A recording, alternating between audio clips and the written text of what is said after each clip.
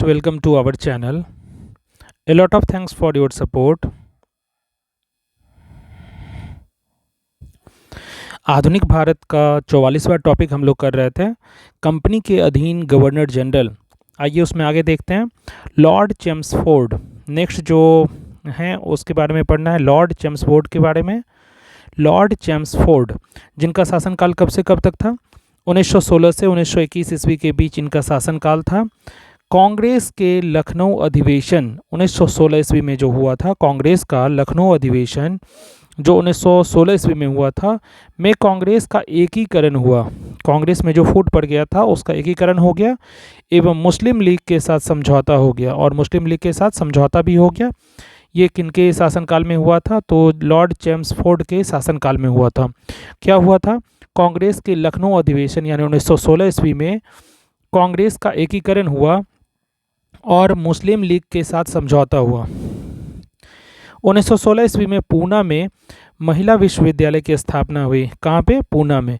1916 ईस्वी में पूना में महिला विश्वविद्यालय की स्थापना हुई। इनके काल में 1917 ईस्वी में शिक्षा पर सैडलर आयोग का गठन हुआ। एक्सट्रीमली इंपॉर्टेंट, ये सारे लाइंस इंपॉर्टेंट हैं। 1916 ईस्वी में पूना में महिला विश्वविद्यालय की स्थापना हुई। इनके शासनकाल में 1917 ईस्वी में शिक्षा पर सैडलर आयोग का गठन हुआ। 20 अगस्त 1917 के सुधारों की घोषणा को मॉन्टेग्यू घोषणा के नाम से जाना जाता है। 20 अगस्त 1917 के सुधारों की घोषणा जो है मॉन्टेग्यू घोषणा के नाम से जाना जाता है। लोक सेवाओं की परीक्षा इंग्लैंड एवं भारत में एक साथ कराने की संस्तुति मॉन्टेग्यू चेम्सफोर्ड रिपोर्ट के द्वारा की गई थी। लोक सेवाओं की परीक्षा इंग्लैंड एवं भारत में एक साथ कराने की जो संस्तुति है मॉन्टेग्यू चेम्सफोर्ड रिपोर्ट के द्वारा की गई थी। मॉन्टेग्यू चेम्सफोर्ड रिपोर्ट के द्वारा की गई थी। इसी के काल में 1919 ईस्वी में रॉलेट एक्ट पारित हुआ था। एक्सट्रीमली इंपॉर्टेंट, इन्हीं के काल में 1919 ईस्वी में क्या एक्ट पारित हुआ था? तो रॉलेट एक्ट पारित हुआ था।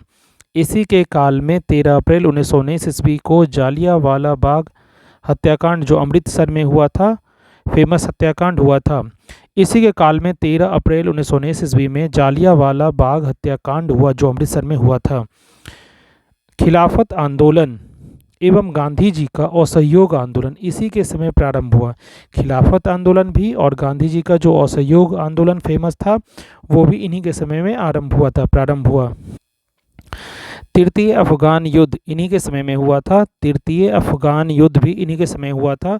अक्टूबर 1920 ईस्वी में मानवेंद्र नाथ राय एमएन रॉय, जिनका नाम क्या था? एमएन रॉय, जिनका पूरा नाम मानवेंद्र नाथ रॉय था, अक्टूबर 1920 ईस्वी में भारतीय कम्युनिस्ट पार्टी ताशकंद समूह का गठन किया गया। भारतीय कम्युनिस्ट पार्टी यानी ताशकंद समूह का गठन किया गया किनके द्वारा? मानवेंद्र नाथ रॉय यानी एमएन रॉय के द्वारा। कब? अक्टूबर 1920 ईस्वी में, इन्हीं के शासनकाल के दौरान हुआ था ऐसा। लॉर्ड रीडिंग 1921 ईस्वी से 1926 ईस्वी के बीच शासनकाल इनका था। लॉर्ड रीडिंग कंपनी के अधीन गवर्नर जनरल जो थे उनमें लॉर्ड रीडिंग 1921 से 1926 ईस्वी तक शासन किए, जिसमें 1921 ईस्वी में मोपला विद्रोह हुआ था। इनके शासनकाल के दौरान 1921 ईस्वी में मोपला विद्रोह हुआ था। इनके काल में ही प्रिंस ऑफ वेल्स ने नवंबर 1921 ईस्वी में भारत की यात्रा की। किसने? प्रिंस ऑफ वेल्स ने नवंबर 1921 ईस्वी में भारत की यात्रा की। इस दिन पूरे भारत में हड़ताल का आयोजन किया गया। 5 फरवरी 1922 ईस्वी को घटी चौरी चौरा कांड उत्तर प्रदेश के गोरखपुर जिले में के बाद गांधी जी ने अपना असहयोग आंदोलन वापस ले लिया। 5 फरवरी 1922 को घटी चौरी चौरा कांड उत्तर प्रदेश के गोरखपुर जिले में कहाँ पे हुआ था? उत्तर प्रदेश के गोरखपुर जिले में हुआ था। के बाद गांधी जी ने अपना असहयोग आंदोलन वापस ले लिया। भारत में 1922 ईस्वी में इलाहाबाद में सिविल सेवा परीक्षा की शुरुआत हुई। भारत में 1922 ईस्वी में इलाहाबाद में कहाँ पे? इलाहाबाद में सिविल सेवा परीक्षा की शुरुआत हुई थी। कब? तो 1922 से। विश्व भारती विश्वविद्यालय की स्थापना 1921 ईस्वी में रविंद्रनाथ टैगोर ने पश्चिम बंगाल में शांति निकेतन में की, जो 1922 ईस्वी में कार्य करना प्रारंभ किया।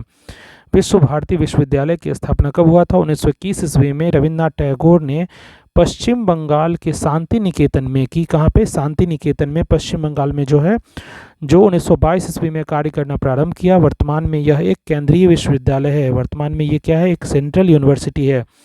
1923 ईस्वी में चित्तरंजन दास एवं मोतीलाल नेहरू ने इलाहाबाद में कांग्रेस के अंतर्गत स्वराज्य पार्टी की स्थापना की। 1923 ईस्वी में चित्तरंजन दास एवं मोतीलाल नेहरू ने इलाहाबाद में कांग्रेस के अंतर्गत स्वराज्य पार्टी की स्थापना की। 1923 ईस्वी के चुनाव में इस दल को मध्य प्रांत एवं बंगाल में पूर्ण बहुमत मिला। कहाँ? मध्य प्रांत और बंगाल में पूर्ण बहुमत मिला। चित्तरंजन दास और मोतीलाल नेहरू ने इलाहाबाद में कांग्रेस के अंतर्गत स्वराज पार्टी की स्थापना कब की थी? 1923 ईस्वी में। किसने की थी? चित्तरंजन दास एवं मोतीलाल नेहरू ने। किस पार्टी की? स्वराज पार्टी की स्थापना। ना इसके बाद क्या है? 1925 ईस्वी में प्रसिद्ध आर्य समाजी राष्ट्रवादी नेता स्वामी श्रद्धानंद की हत्या कर दी गई। 1925 ईस्वी में प्रसिद्ध आर्य समाजी जो थे राष्ट्रवादी नेता स्वामी श्रद्धानंद की हत्या कर दी गई। इसके बाद हम लोग को लॉर्ड इरविन के बारे में देखना है, जो 1926 से 1931 ईस्वी तक कंपनी के अधीन गवर्नर जनरल बन के आए थे। तो 3 फरवरी 1928 ईस्वी में साइमन कमीशन बम्बई पहुंचा। इन्हीं के शासनकाल के दौरान 3 फरवरी 1928 ईस्वी में साइमन कमीशन बम्बई पहुंचा था। कहाँ पे? बम्बई पहुंचा था। कौन सा commission? Simon commission. Lala Lajpat Rai की मृत्यु के बदले में भारतीय चरमपंथियों द्वारा दिल्ली के असेंबली हॉल में 1929 ईस्वी में बम फेंका गया। कहाँ पे बम फेंका गया? दिल्ली के असेंबली हॉल में। कब? तो 1929 ईस्वी में। किस लिए? तो लाला लाजपत राय की मृत्यु के बदले में भारतीय चरमपंथियों द्वारा ये फेंका गया था। लाहौर जेल में जतिन दास ने 13 जुलाई 1929 ईस्वी को भूख हड़ताल शुरू की एवं भूख हड़ताल के 64वें दिन 13 दिसंबर 1929 ईस्वी को उनकी मृत्यु हो गई। लाहौर जेल में जतिन दास ने 13 जुलाई 1929 ईस्वी को भूख हड़ताल शुरू की और भूख हड़ताल के 64वें दिन 13 सितंबर 1929 ईस्वी को इनकी मृत्यु हो गई। भूख हड़ताल का कारण क्या था? तो भारतीय एवं अंग्रेज कैदियों के बीच व्यवहार में किया जाने वाला भेदभाव था। भूख हड़ताल का जो कारण था वो क्या था? कि भारतीय एवं अंग्रेज कैदियों के बीच व्यवहार में किया जाने वाला भेदभाव था, डिस्क्रिमिनेशन था। 1929 ईस्वी में कांग्रेस के लाहौर अधिवेशन, एक्सट्रीमली इंपॉर्टेंट। 1929 ईस्वी में कांग्रेस के कौन सा अधिवेशन हुआ था? कांग्रेस का लाहौर अधिवेशन हुआ था। में क्या हुआ कि में पूर्ण स्वराज का लक्ष्य निर्धारित किया गया। लक्ष्य क्या निर्धारित किया गया? पूर्ण स्वराज का लक्ष्य निर्धारित किया गया। और 26 जनवरी 1930 ईस्वी को स्वतंत्रता दिवस मनाने की घोषणा की गई। और 26 जनवरी 1930 ईस्वी को स्वतंत्रता दिवस मनाने की घोषणा की गई। सविनय अवज्ञा आंदोलन के दौरान महात्मा गांधी को 5 मई 1930 ईस्वी को गिरफ्तार कर लिया गया। सविनय अवज्ञा आंदोलन के दौरान महात्मा गांधी को 5 मई 1930 ईस्वी को गिरफ्तार कर लिया गया। 25 जनवरी 1931 ईस्वी को वायसराय इरविन बिना कोई शर्त के उन्हें रिहा कर दिया। सविनय अवज्ञा आंदोलन के दौरान महात्मा गांधी को 5 मई 1930 ईस्वी को गिरफ्तार कर लिया गया और 25 जनवरी 1931 ईस्वी को वायसराय इरविन बिना कोई शर्त के उन्हें रिहा कर दिया। 12 नवंबर 1930 ईस्वी में लंदन में प्रथम गोलमेज सम्मेलन हुआ था। इन्हीं के शासनकाल में हुआ था, इन्हीं के गवर्नरशिप में। 12 नवंबर 1930 ईस्वी में लंदन में प्रथम गोलमेज सम्मेलन हुआ था। इन्हीं के शासनकाल में हुआ था। इस सम्मेलन में कांग्रेस ने भाग नहीं लिया था। ध्यान रखना है, ये प्रथम गोलमेज सम्मेलन था जिसमें कांग्रेस ने भाग नहीं लिया था। 4 मार्च 1931 ईस्वी को गांधी इरविन समझौते पर हस्ताक्षर किया गया और साथ ही सविनय अवज्ञा आंदोलन को स्थगित कर दिया गया। 4 मार्च 1931 ईस्वी को गांधी और इरविन के बीच समझौता हुआ, उस पर हस्ताक्षर किया गया और साथ ही क्या हुआ कि सविनय अवज्ञा आंदोलन को स्थगित कर दिया गया। वायसराय भवन वर्तमान में राष्ट्रपति भवन जो है में रहने वाले पहले व्यक्ति लॉर्ड इरविन थे। वायसराय भवन में रहने वाले प्रथम व्यक्ति कौन थे? लॉर्ड इरविन थे। इस भवन के निर्माण में 17 वर्ष लगे थे। इस भवन का निर्माण 17 वर्षों में हुआ था। 1931 ईस्वी में इसका उद्घाटन हुआ था। कब हुआ था उद्घाटन? 1931 ईस्वी में। इस भवन का वास्तुकार कौन था? सर एडविन लुटियंस और हर्बर्ट बेकर। इस भवन का वास्तुकार कौन था? तो सर एडविन लुटियंस और हर्बर्ट बेकर थे। ना इसके बाद हम लोग को लॉर्ड वेलिंगटन के बारे में देखना है। लॉर्ड वेलिंगटन जिनका शासनकाल 1931 से 1936 ईस्वी के बीच में रहा। 1931 से 1936 के बीच कंपनी के अधीन गवर्नर जनरल यही थे लॉर्ड वेलिंगटन। इनके समय में लंदन में 7 सितंबर से 1 दिसंबर 1931 तक द्वितीय गोलमेज सम्मेलन का आयोजन हुआ। कहाँ पे? लंदन में। द्वितीय गोलमेज सम्मेलन के समय यही हमारे यहाँ के गवर्नर जनरल थे। तो गोलमेज सम्मेलन का आयोजन कौन सा हुआ था? तो द्वितीय गोलमेज सम्मेलन का आयोजन हुआ था कब? 7 सितंबर से 1 दिसंबर 1931 के बीच लंदन में। इस सम्मेलन में कांग्रेस ने भाग लिया। इस सम्मेलन में कांग्रेस भाग लिया था। इस द्वितीय सम्मेलन में कांग्रेस ने भाग लिया। कांग्रेस का प्रतिनिधित्व गांधी जी ने किया था। किसने किया था? कांग्रेस का प्रतिनिधित्व गांधी जी ने किया था। दूसरे गोलमेज सम्मेलन की असफलता के बाद गांधी जी ने 3 जनवरी 1932 ईस्वी को दोबारा से सविनय अवज्ञा आंदोलन प्रारंभ कर दिया। द्वितीय गोलमेज सम्मेलन की असफलता के बाद गांधी जी ने क्या किया? 3 जनवरी 1932 ईस्वी को दोबारा सविनय अवज्ञा आंदोलन प्रारंभ कर दिया। 16 अगस्त 1932 ईस्वी में रैमजे मैकडोनाल्ड 16 अगस्त 1932 ईस्वी में रैमजे मैकडोनाल्ड ने विवादास्पद सांप्रदायिक पंचाट की घोषणा की। क्या चीज़ की? सांप्रदायिक पंचाट की। सांप्रदायिक पंचाट की घोषणा किसने की थी? रैमजे मैकडोनाल्ड ने। ये विवादास्पद रहा था, बहुत चर्चा में रहा था। 16 अगस्त 1932 ईस्वी में इसकी घोषणा की गई थी। किनके द्वारा? रैमजे मैकडोनाल्ड के द्वारा। इसके अनुसार दलितों को हिंदुओं से अलग मानकर उन्हें अलग प्रतिनिधित्व देने को कहा गया। इसके अनुसार क्या किया गया? तो दलितों को हिंदुओं से अलग मानकर उन्हें अलग प्रतिनिधित्व देने को कहा गया और दलित वर्गों के लिए अलग निर्वाचन मंडल का प्रावधान किया गया। इसके अनुसार क्या किया गया? तो इसके अनुसार दलितों को हिंदुओं से अलग मानकर उन्हें अलग प्रतिनिधित्व देने को कहा गया और दलित वर्गों के लिए अलग निर्वाचक मंडल का प्रावधान किया गया। इससे गांधी जी बहुत दुखी हुए थे और उन्होंने इसे हटाने के लिए आमरण उपवास आरंभ कर दिया। इससे गांधी जी को बहुत ठेस पहुंचा और उन्होंने इसे हटाने के लिए आमरण उपवास प्रारंभ कर दिया। अंत में एक समझौता हुआ जिसे प्रायः पूना समझौता कहते हैं। अंत में एक समझौता हुआ था जो फेमस बहुत हुआ था। क्या नाम था उस समझौता का? पूना समझौता कहते हैं। किया गया जिसमें दलित वर्गों के लिए साधारण वर्गों में ही सीटों का आरक्षण किया गया। जिसमें क्या हुआ कि दलित वर्गों के लिए साधारण वर्गों में ही सीटों का आरक्षण किया गया। पूना समझौता 24 सितंबर 1932 ईस्वी को हुआ था। पूना समझौता कब हुआ था? तो 24 सितंबर 1932 ईस्वी को हुआ था। 17 नवंबर से 24 दिसंबर 1932 ईस्वी तक लंदन में थर्ड वाला गोलमेज सम्मेलन हुआ था। तृतीय गोलमेज सम्मेलन का आयोजन हुआ। कब से कब तक? 17 नवंबर से 24 दिसंबर 1932 ईस्वी तक लंदन में। कहाँ पे? लंदन में तृतीय गोलमेज सम्मेलन का आयोजन हुआ। कांग्रेस ने इसमें भाग नहीं लिया। कांग्रेस जो है फर्स्ट और थर्ड में भाग नहीं लिया था। केवल कांग्रेस दूसरे वाले गोलमेज सम्मेलन में भाग लिया था, फर्स्ट और थर्ड में भाग नहीं लिया था।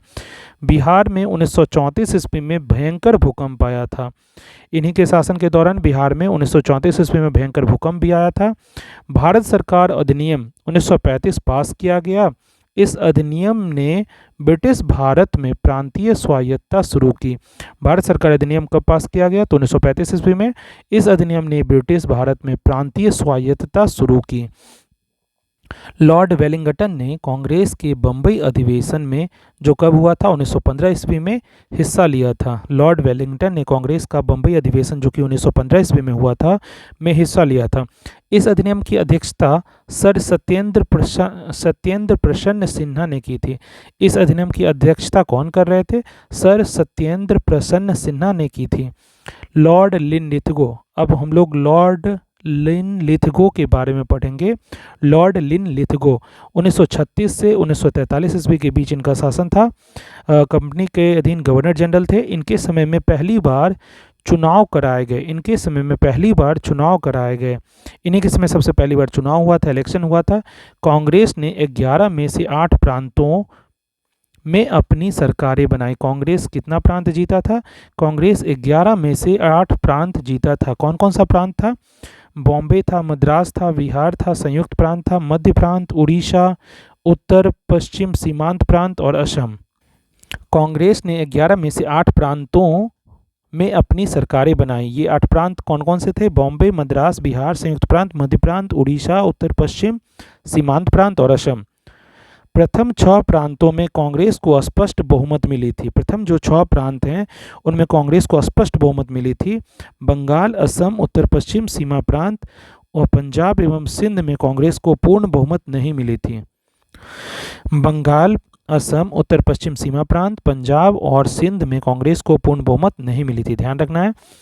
1 सितंबर 1939 ईस्वी को द्वितीय विश्व युद्ध वर्ल्ड वार टू, द्वितीय विश्व युद्ध यानी वर्ल्ड वार टू, 1 सितंबर 1939 ईस्वी को द्वितीय विश्व युद्ध प्रारंभ हुआ। ब्रिटिश सरकार ने बिना भारतीयों से पूछे भारत को भी उस युद्ध में झोंक दिया। ब्रिटिश सरकार ने बिना भारतीयों से पूछे भारत को भी युद्ध में झोंक दिया। कांग्रेस ने इसका विरोध करते हुए नारा दिया। कांग्रेस ने इसका विरोध करते हुए नारा दिया, न कोई भाई न कोई पाई। कांग्रेस ने इसका विरोध करते हुए नारा दिया था। कौन सा नारा दिया था? न कोई भाई न कोई पाई। और इसने अपने द्वारा शासित प्रांतों के सभी मंत्रिमंडलों से त्यागपत्र दे दिया। और क्या हुआ? कांग्रेस ने क्या किया? इसने अपने द्वारा शासित प्रांतों के सभी मंत्रिमंडलों से त्यागपत्र दे दिया। 1 मई 1939 ईस्वी में सुभाष चंद्र बोस ने फॉरवर्ड ब्लॉक की स्थापना की थी। 1 मई 1939 ईस्वी में सुभाष चंद्र बोस ने फॉरवर्ड ब्लॉक नाम की एक नई पार्टी बनाई। एक नई पार्टी किसने बनाई? सुभाष चंद्र बोस ने। कब? 1 मई 1939 ईस्वी में फॉरवर्ड ब्लॉक जिसका नाम था। मार्च 1940 ईस्वी में लीग के लाहौर अधिवेशन में पहली बार पाकिस्तान की मांग की गई। इस प्रस्ताव का प्रारूप सिकंदर हयात खान ने बनाया था और फजलुल हक ने प्रस्तुत किया था। खलीकुज्जमा ने उसका समर्थन किया था। कब ये हुआ था? 1940 ईस्वी के मार्च में। 1940 ईस्वी मार्च में लीग के लाहौर अधिवेशन में पहली बार पाकिस्तान की मांग की गई थी। 8 अगस्त 1940 ईस्वी में अगस्त प्रस्ताव अंग्रेजों द्वारा लाया गया था। कौन सा प्रस्ताव? अगस्त प्रस्ताव। 8 अगस्त 1940 ईस्वी को अगस्त प्रस्ताव अंग्रेजों द्वारा लाया गया था। मार्च 1942 ईस्वी में क्रिप्स मिशन भारत आया। कौन सा मिशन? मार्च 1942 में भारत आया, क्रिप्स मिशन। मार्च 1942 ईस्वी में क्रिप्स मिशन भारत आया। कांग्रेस और मुस्लिम लीग दोनों ने क्रिप्स प्रस्तावों को अस्वीकार कर दिया। दोनों ने मिलकर, कांग्रेस और मुस्लिम लीग दोनों ने मिलकर क्रिप्स प्रस्तावों को अस्वीकार कर दिया। पंडित जवाहरलाल नेहरू एवं मौलाना आज़ाद क्रिप्स मिशन के साथ कांग्रेस के आधिकारिक वार्ताकार थे। पंडित जवाहरलाल नेहरू और मौलाना आज़ाद क्रिप्स मिशन के साथ कांग्रेस के आधिकारिक वार्ताकार थे। 9 अगस्त 1942 ईस्वी को कांग्रेस ने भारत छोड़ो आंदोलन प्रारंभ किया। किस समय? 9 अगस्त 1942 ईस्वी को। Extremely important. 9 अगस्त 1942 ईस्वी को कांग्रेस ने भारत छोड़ो आंदोलन प्रारंभ किया। भारत छोड़ो आंदोलन को अगस्त क्रांति के नाम से भी जाना जाता है। भारत छोड़ो आंदोलन को अगस्त क्रांति के नाम से भी जानते हैं। 1943 ईस्वी में बंगाल में भयानक अकाल पड़ा था। कब? 1943 ईस्वी में बंगाल में भयानक अकाल पड़ा था। अब हम लोग को लॉर्ड बेवेल के बारे में देखना है। कब से कब तक? 1944 से 1947 ईस्वी के बीच। वायसराय बेवेल ने 25 जून 1945 ईस्वी को शिमला में एक सम्मेलन बुलाया। वायसराय बेवेल ने 25 जून 1945 ईस्वी में कहाँ पे? शिमला में एक सम्मेलन बुलाया। इस सम्मेलन में कांग्रेस प्रतिनिधिमंडल का नेतृत्व अबुल कलाम आज़ाद ने किया था। इस सम्मेलन में कांग्रेस प्रतिनिधिमंडल का नेतृत्व कौन किए थे? अबुल कलाम आज़ाद ने किया था। गांधी जी ने सम्मेलन में भाग नहीं लिया था। गांधी जी इस सम्मेलन में भाग नहीं लिए थे। ध्यान रखना है। यद्यपि वे शिमला में उपस्थित रहे लेकिन वे शिमला में थे। यद्यपि वे शिमला में उपस्थित रहे लेकिन गांधी जी ने इस सम्मेलन में भाग नहीं लिया था। सम्मेलन के दौरान मुस्लिम लीग द्वारा यह शर्त रखी गई। कौन सी शर्त? कि वायसराय की कार्यकारिणी परिषद में नियुक्त होने वाले सभी मुस्लिम सदस्यों का चयन वह स्वयं करेगी। यह शर्त रखी गई, सम्मेलन के दौरान मुस्लिम लीग द्वारा यह शर्त रखी गई कि वायसराय की कार्यकारिणी परिषद में नियुक्त होने वाले सभी मुस्लिम सदस्यों का चयन वह स्वयं करेगी। मुस्लिम लीग यह अरियल रुख 14 जुलाई तक बना रहा। मुस्लिम लीग का यह जो अरियल रुख है कब तक बना रहा? 14 जुलाई तक बना रहा। अतः बेवेल 14 जुलाई 1945 ईस्वी को सम्मेलन की विफलता की घोषणा की। अतः बेवेल ने 14 जुलाई 1945 ईस्वी को सम्मेलन के विफलता की घोषणा की। 1945 ईस्वी में बनी क्लीमेंट एटली की अध्यक्षता वाली लेबर पार्टी, एक्सट्रीमली इंपॉर्टेंट, 1945 ईस्वी में बनी क्लीमेंट एटली, किनके द्वारा? क्लीमेंट एटली की अध्यक्षता वाली लेबर पार्टी की जो सरकार बनी लंदन में, सरकार द्वारा की गई प्रथम कार्यवाही के अंतर्गत भारत में आम चुनाव करवाना था। 1945 में बनी क्लीमेंट एटली की अध्यक्षता वाली जो लेबर पार्टी की सरकार बनी द्वारा की गई प्रथम कार्यवाही के अंतर्गत भारत में आम चुनाव करवाना था। दिसंबर 1945 ईस्वी में घोषित चुनाव परिणामों में केंद्रीय विधानसभा तथा प्रांतीय विधानमंडलों में कांग्रेस को पर्याप्त बहुमत मिला। किसको?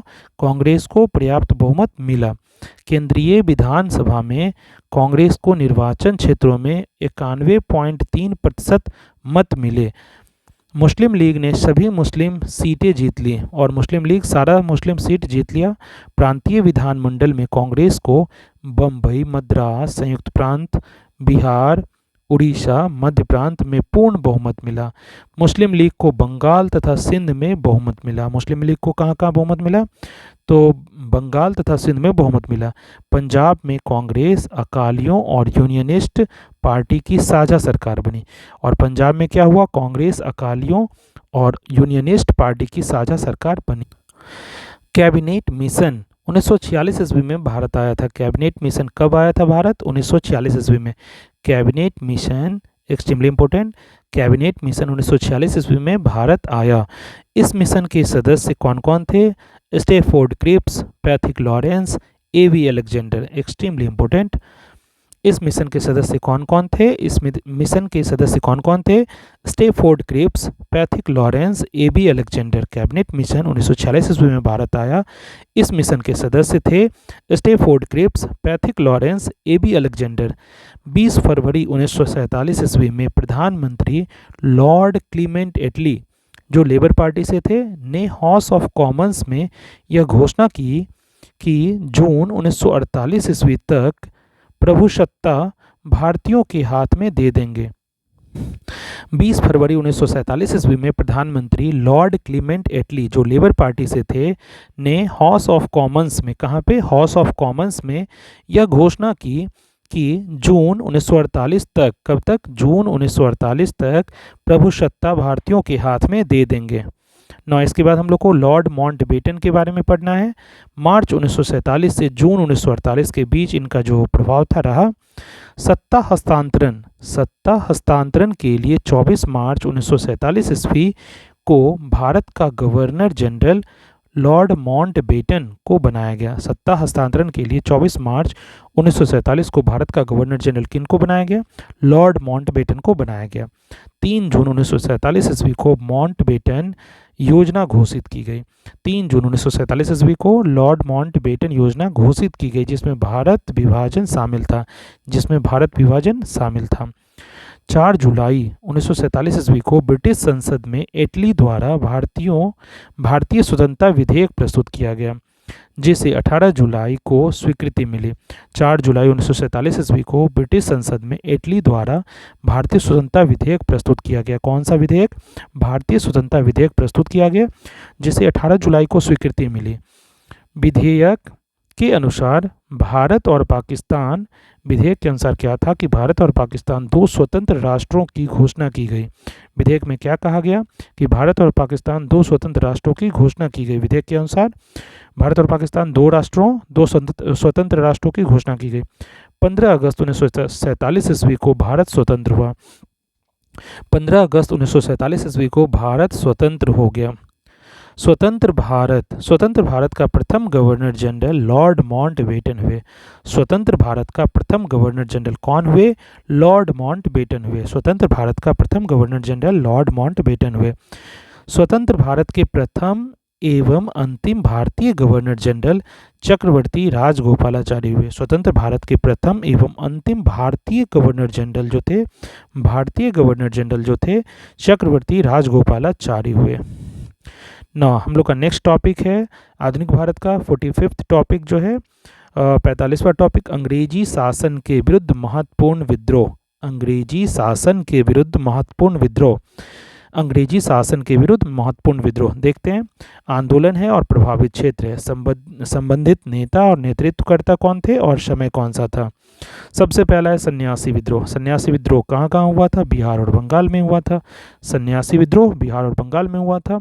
संबंधित नेता कौन थे? केना सरकार थे और द्विज नारायण केना सरकार और द्विज नारायण थे। ये कब की बात है? 1760 से 1800 ईस्वी के बीच हुआ था। फकीर आंदोलन दूसरा क्या है? फकीर आंदोलन कहाँ हुआ था? बंगाल में। कौन नेतृत्व करता थे? मजनून शाह एवं चिरागली। कब हुआ था? 1776 से 77 के बीच में।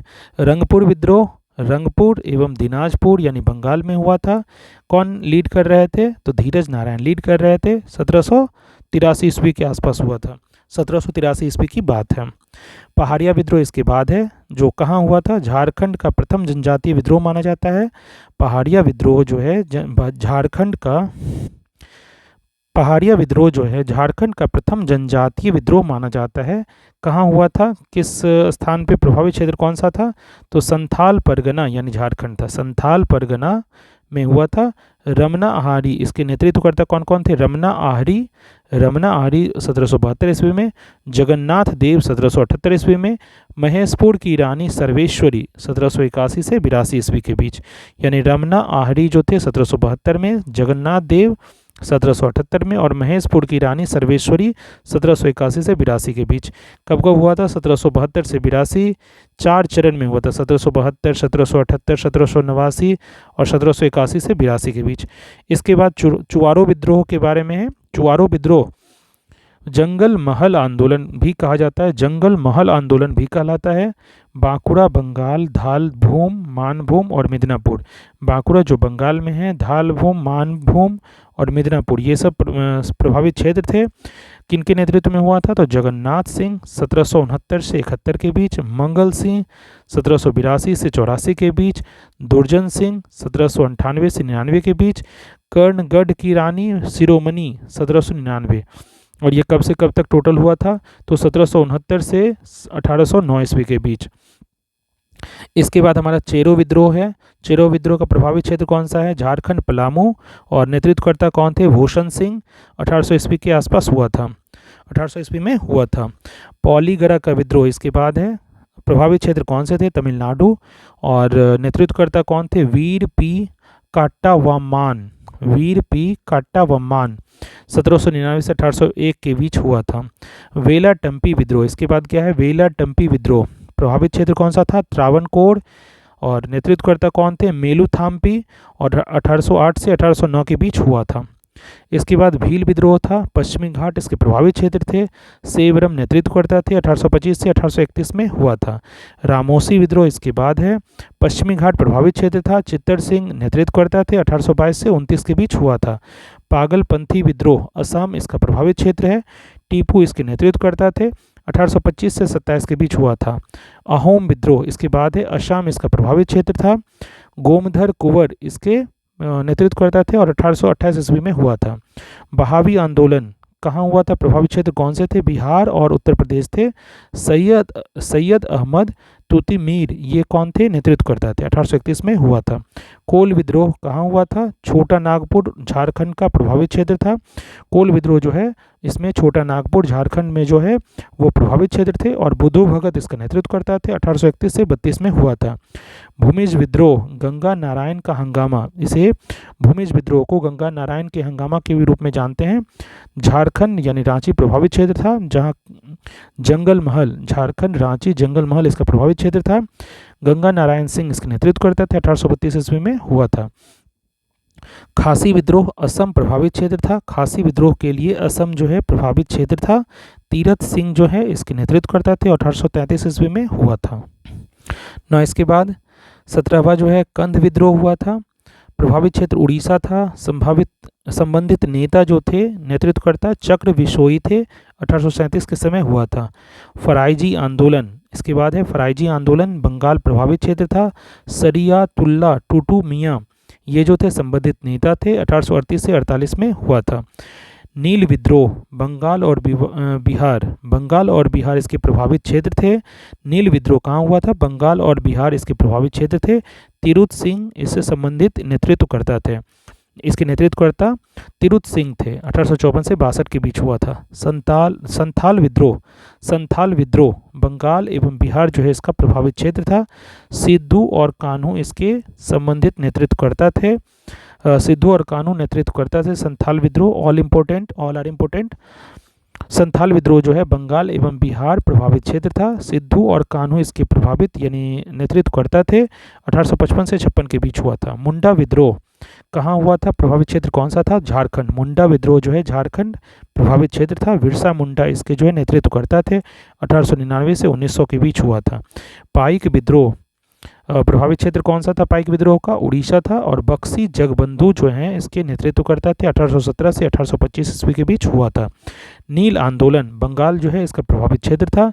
दिगंबर जो हैं इसके नेतृत्वकर्ता थे। 1859 से 1860 के बीच हुआ था। पावना विद्रोह जो है, पावना यानी बंगाल इसका प्रभावित क्षेत्र था। ईशान चंद्र राय एवं शंभू पाल जो हैं इसके नेतृत्वकर्ता थे। 1873 से 76 के बीच ये हुआ था। दक्कन विद्रोह महाराष्ट्र इसका प्रभावित क्षेत्र था। 1874 से 75 के बीच हुआ था। मोपला विद्रोह जो है मालाबार केरल, मोपला विद्रोह यानी मालाबार केरल इसका प्रभावित क्षेत्र था। अली मुसलियार ये कौन थे? नेतृत्वकर्ता थे। 1920 ईस्वी से 1922 ईस्वी के बीच हुआ था। कूका आंदोलन पंजाब इसका प्रभावित क्षेत्र था। भगत जवाहर मल इसके नेतृत्वकर्ता थे। रंपाओं का विद्रोह आंध्र प्रदेश प्रभावित क्षेत्र था। सीताराम राजू जो हैं इसके नेतृत्वकर्ता थे। 1879 से 1922 के बीच हुआ था। ताना भगत आंदोलन बिहार इसका प्रभावित क्षेत्र था। जतरा भगत इसके नेतृत्वकर्ता थे।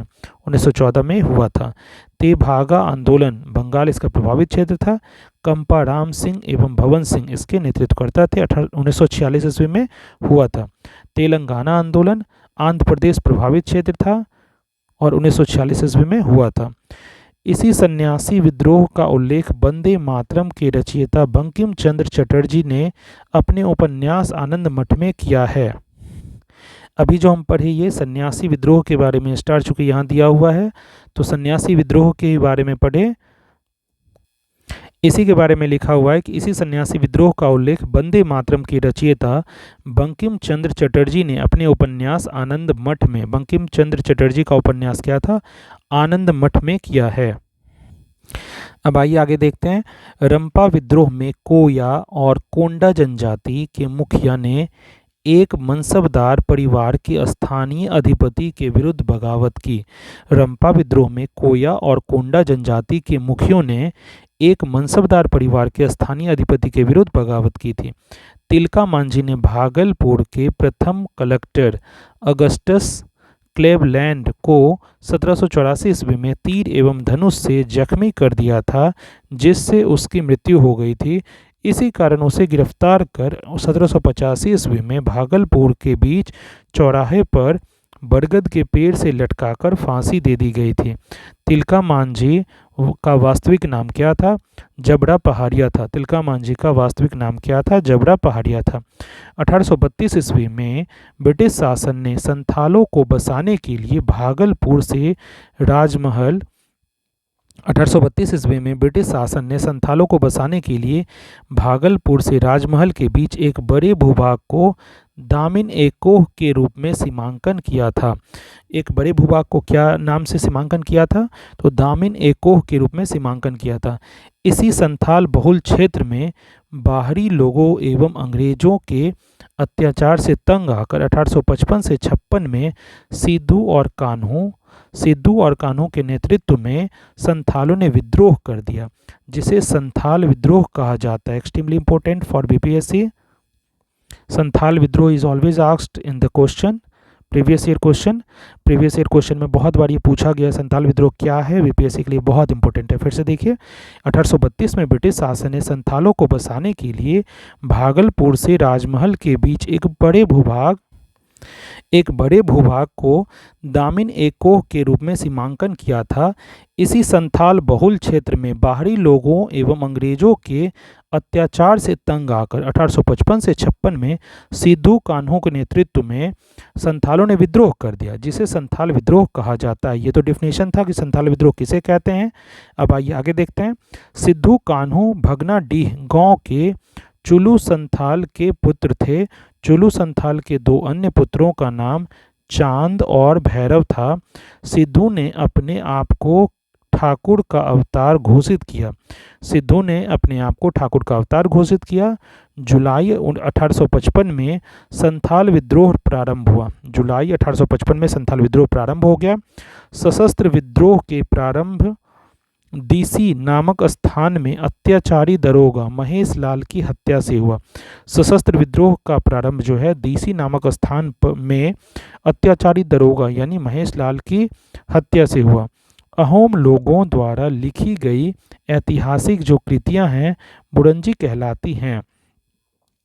दक्कन विद्रोह के दौरान 12 मई 1875 ईस्वी में बम्बई प्रेसिडेंसी में पूना जिले के सुपा गांव में किसानों ने साहूकारों और दुकानदारों पर हमले किए। वही खाते जला दिए। साहूकारों और दुकानदारों पर हमला किया और वही खाते उनके जला दिए। अनाज की दुकान लूट ली गई और साहूकारों के घर में आग लगा दी गई। बिरसा मुंडा का जन्म 15 नवंबर 1875 ईस्वी में हुआ था। Extremely important for BPSC. ये भी बहुत इंपॉर्टेंट है बीपीएससी के लिए और भी एग्जाम्स के लिए, बिहार के सारे एग्जाम्स के लिए। बिरसा मुंडा का जन्म 15 नवंबर 1875 ईस्वी को खूंटी जिले के तमार के निकट उलीहातू नामक गांव में हुआ था। कहाँ पे इनका जन्म हुआ था? बिरसा मुंडा का जन्म कब हुआ था? 15 नवंबर 1875 ईस्वी को खूंटी जिले के तमार के निकट उलीहातू नामक गांव में हुआ था। 1895 में बिरसा ने अपने आप को ईश्वर का दूत घोषित किया। 1895 ईस्वी में बिरसा ने अपने आप को क्या बताया? ईश्वर का दूत बताया, घोषित किया। उड़ीसा के कंध आदिवासियों, कौन से आदिवासी? कंध आदिवासियों के बीच मारियाह प्रथा यानी मानव बलि प्रथा का प्रचलन था। उड़ीसा के कंध आदिवासियों के बीच मारियाह प्रथा यानी मानव बलि प्रथा का प्रचलन था। भगत जवाहर मल के शिष्य राम सिंह ने 1872 ईस्वी में अंग्रेजों का कड़ाई से सामना किया। भगत जवाहर मल के शिष्य राम सिंह ने 1872 ईस्वी में अंग्रेजों का कड़ाई से सामना किया। बाद में इन्हें कैद कर रंगून भेज दिया गया, जहां 1885 ईस्वी में इनकी मृत्यु हो गई। नेक्स्ट जो हमारा टॉपिक है आधुनिक भारतीय इतिहास का, नेक्स्ट जो हमारा टॉपिक है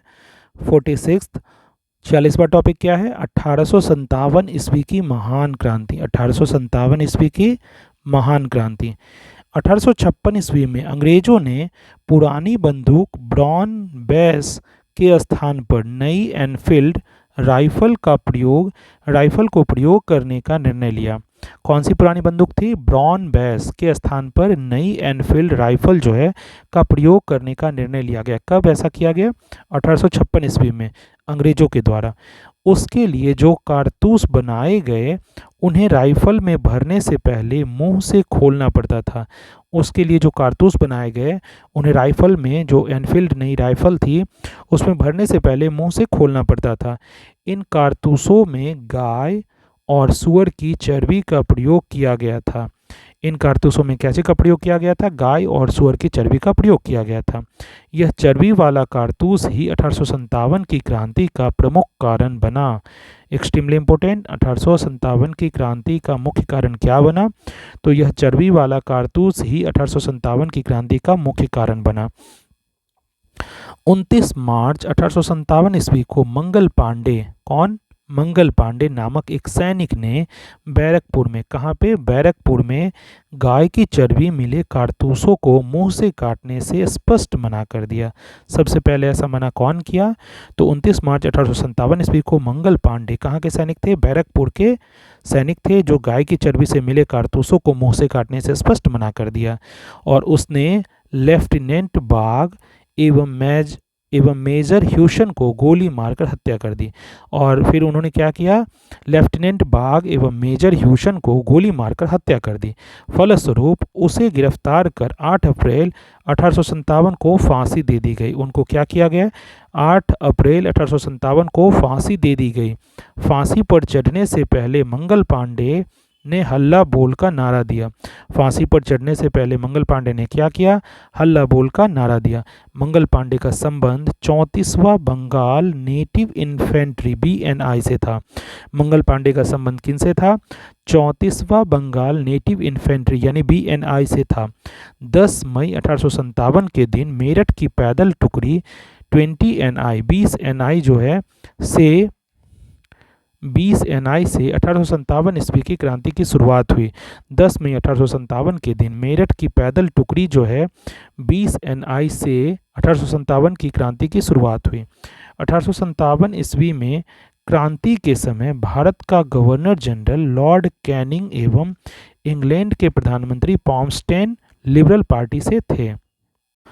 1857 में क्रांति के समय भारत का गवर्नर जनरल कौन था? भारत का गवर्नर जनरल लॉर्ड कैनिंग था।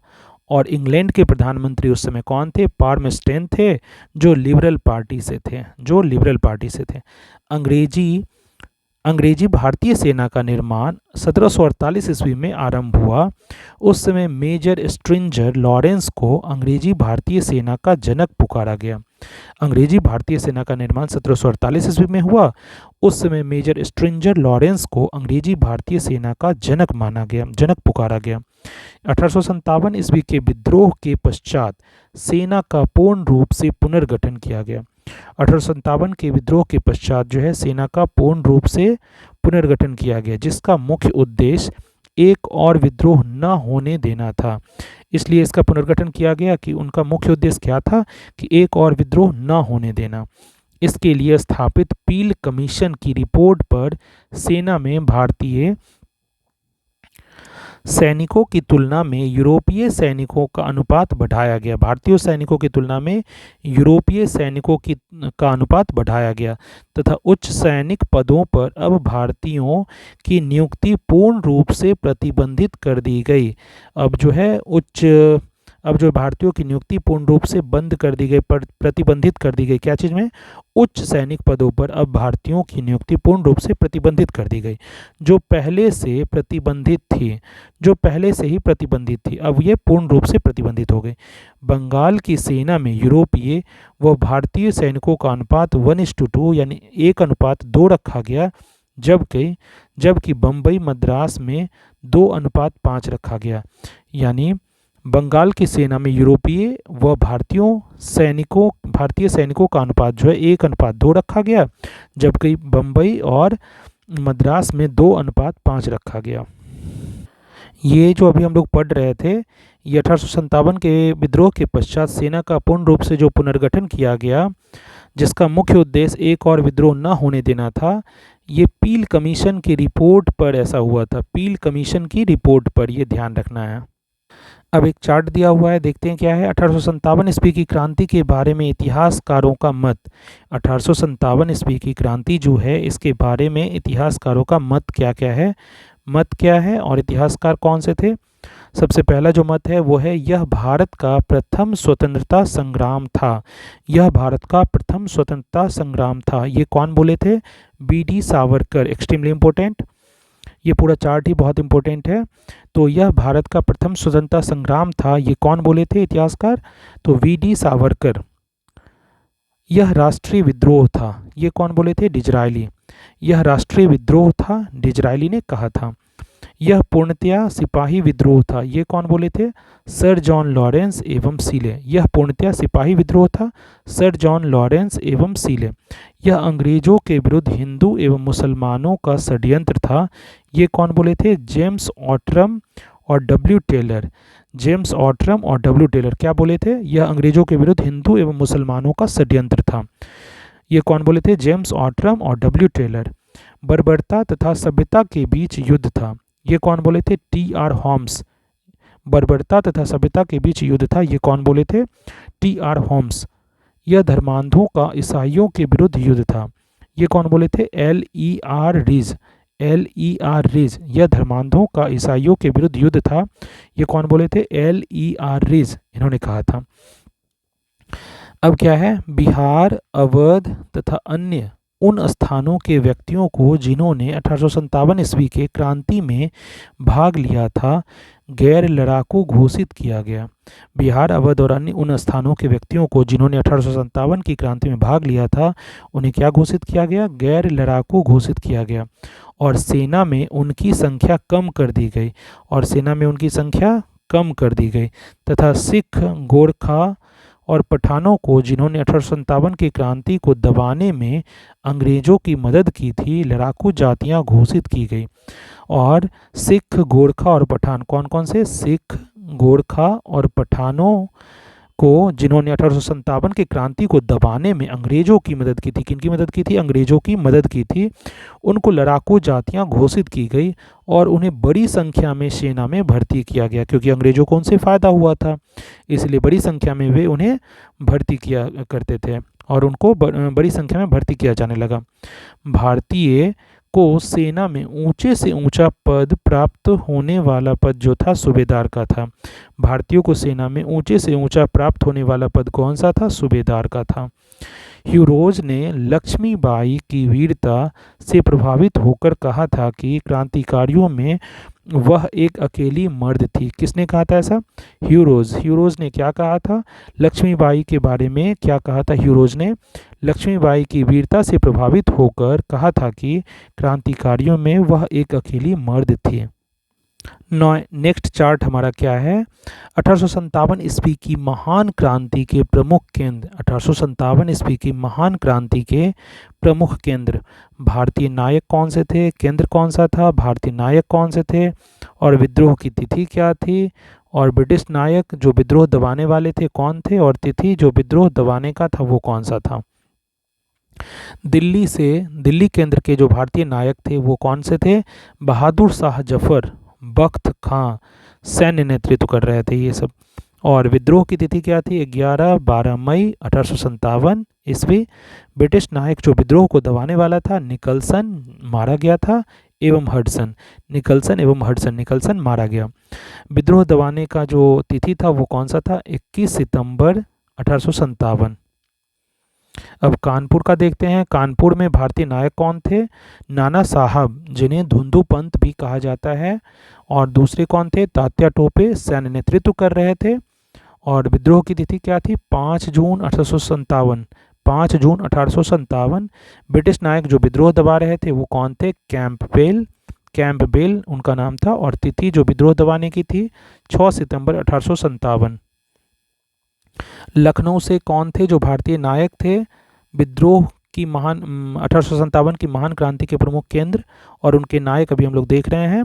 तो लखनऊ केंद्र से जो नायक थे, बेगम हजरत महल मोहम्मदी खातून, इनका नाम मोहम्मदी खातून के नाम से भी इनको जाना जाता है। लखनऊ से कौन थे? बेगम हजरत महल। और विद्रोह की दबाने की तिथि जो थी 4 जून 1857। और ब्रिटिश नायक जो थे विद्रोह दबाने वाले, हेनरी लॉरेंस जो मारे गए और कैंपबेल थे। हेनरी लॉरेंस और कैंपबेल, जिसमें हेनरी लॉरेंस मारे गए। मार्च 1858 ईस्वी विद्रोह दबाने की तिथि थी। झांसी से कौन थे? तो रानी लक्ष्मीबाई थी। झांसी से रानी लक्ष्मीबाई भारतीय नायक थी। और विद्रोह की तिथि क्या थी? तो जून 1857। झांसी से रानी लक्ष्मीबाई थी। विद्रोह की तिथि क्या थी? जून 1857। और ह्यूरोज इनका विरोध कर रहे थे, यानी ब्रिटिश नायक थे विद्रोह दबाने वाले। और 3 अप्रैल 1858 ईस्वी को विद्रोह दबा दिया गया।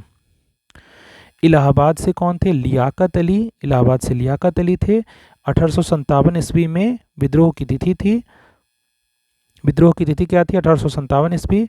और कर्नल नील जो थे ब्रिटिश नायक जो विद्रोह दबाने वाले यहाँ से थे। 1858 में विद्रोह दबा दिया गया।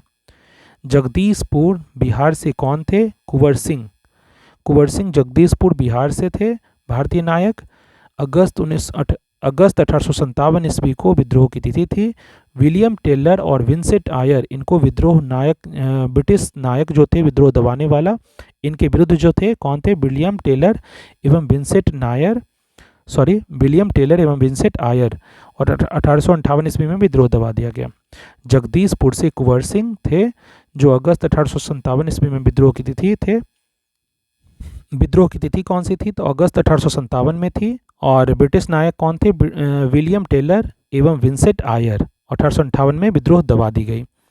बरेली से कौन था? खान बहादुर खां। बरेली से खान बहादुर खां थे। 1857 ईस्वी में विद्रोह की तिथि थी। हडसन विरोध में थे, यानी विद्रोह दबाने वाला हडसन था।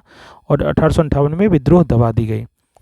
फैज़ाबाद से कौन थे? मौलवी अहमद उल्ला। फैज़ाबाद से मौलवी अहमद उल्ला भारतीय नायक थे। 1857 में विद्रोह की तिथि थी। और कर्नल नील जो है विद्रोह दबाने वाला, इनके विरोध में थे, ब्रिटिश नायक। और 1858 ईस्वी में विद्रोह दबा दिया गया। फतेहपुर से अजीमुल्ला भारतीय नायक थे। 1857 ईस्वी में विद्रोह हुआ था। और जनरल रेनर्ड इनके विरुद्ध थे, जो विद्रोह दबा रहे थे। और 1858 ईस्वी में विद्रोह दबा दिया गया। तात्या टोपे का वास्तविक नाम क्या था? रामचंद्र पांडुरंग था। तात्या टोपे का वास्तविक नाम रामचंद्र पांडुरंग था।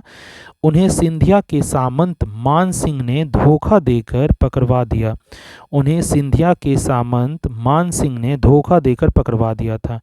18 अप्रैल 1859 ईस्वी को शिवपुरी में अंग्रेजों द्वारा इन्हें फांसी पर लटका दिया गया था। 18 अप्रैल 1859 ईस्वी को शिवपुरी में अंग्रेजों द्वारा इन्हें फांसी पर लटका दिया गया था। बेगम हजरत महल का जन्म 1820 ईस्वी में। बेगम हजरत महल का जन्म 1820 ईस्वी में। और मृत्यु 1879 ईस्वी में। मृत्यु जो है 1879 ईस्वी में नेपाल में हुआ था। उन्हें काठमांडू के जामा मस्जिद मैदान में दफनाया गया। इसके बाद हमारा टॉपिक है 47वां टॉपिक क्या है? भारत का स्वतंत्रता संघर्ष। भारत का स्वतंत्रता संघर्ष महत्वपूर्ण तथ्य। भारत का स्वतंत्रता संघर्ष महत्वपूर्ण तथ्य। आइए देखते हैं। पहला अंग्रेज विरोधी संघर्ष जो है सन्यासियों के द्वारा शुरू किया गया।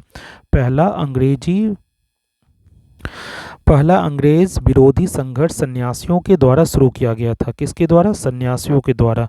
पहला अंग्रेज विरोधी संघर्ष सन्यासियों के द्वारा शुरू किया गया था। 1887 ईस्वी में दादा भाई नौरोजी ने इंग्लैंड में भारतीय सुधार समिति की स्थापना की थी। किसने? दादा भाई नौरोजी ने। कब? 1887 ईस्वी को। 1887 ईस्वी में दादा भाई नौरोजी ने इंग्लैंड में, कहाँ पे? इंग्लैंड में भारतीय सुधार समिति की स्थापना की थी। 1887 ईस्वी के बाद ब्रिटिश सरकार का रुख कांग्रेस के प्रति कठोर होता चला गया। 1887 ईस्वी के बाद से ब्रिटिश सरकार का रुख कांग्रेस के प्रति कठोर होता चला गया। नौरोजी दत्त और वाचा ने धन विकास के सिद्धांत का प्रतिपादन किया। दादा भाई नौरोजी ने धन का पलायन सिद्धांत का वर्णन अपनी पुस्तक poverty and un British rule in India में किया है। Extremely important. नौरोजी दत्त एवं वाचा ने धन निकास के सिद्धांत का प्रतिपादन किया। दादा भाई नौरोजी ने धन का पलायन सिद्धांत का वर्णन अपनी पुस्तक का नाम क्या था? Poverty and un British rule in India में किया है। ब्रिटिश हाउस ऑफ कॉमन्स का चुनाव लड़ने वाले प्रथम भारतीय WC बनर्जी थे। ब्रिटिश हाउस ऑफ कॉमन्स का चुनाव लड़ने वाले प्रथम भारतीय कौन थे? WC बनर्जी थे, जो चुनाव हार गए थे। चुनाव इन्होंने हार गए थे, ये चुनाव हार गए थे। ब्रिटिश हाउस ऑफ कॉमन्स के सदस्य चुने जाने वाले प्रथम भारतीय दादा भाई नौरोजी थे। ब्रिटिश हाउस ऑफ कॉमन्स के सदस्य चुने जाने वाले प्रथम भारतीय कौन थे? दादा भाई नौरोजी थे। इन्होंने लिबरल पार्टी के उम्मीदवार के रूप में फिन्सबरी से 1892 ईस्वी में चुनाव जीता था। इन्होंने कौन सी पार्टी के उम्मीदवार के रूप में? तो लिबरल पार्टी के उम्मीदवार के रूप में, जिस पार्टी ने भारत की आज़ादी का प्रस्ताव रखा था। इन्होंने लिबरल पार्टी नहीं रखा था, ये वो पार्टी तो लेबर पार्टी की थी, इन्होंने लिबरल पार्टी के उम्मीदवार के रूप में फिन्सबरी से 1892 ईस्वी में चुनाव जीता था। इन्होंने लिबरल पार्टी के उम्मीदवार के रूप में फिन्सबरी से, कहाँ से? फिन्सबरी से 1892 ईस्वी में चुनाव जीत। लॉर्ड कर्जन ने 20 जुलाई 1905 ईस्वी को बंगाल विभाजन के निर्णय की घोषणा की। लॉर्ड कर्जन ने 20 जुलाई 1905 ईस्वी को बंगाल विभाजन, क्या चीज़ का विभाजन? बंगाल के विभाजन का के निर्णय की घोषणा की। कब की थी? 20 जुलाई 1905 ईस्वी को। बंगाल विभाजन के विरोध में 7 अगस्त 1905 ईस्वी को कलकत्ता के टाउन हॉल में, कहाँ पे?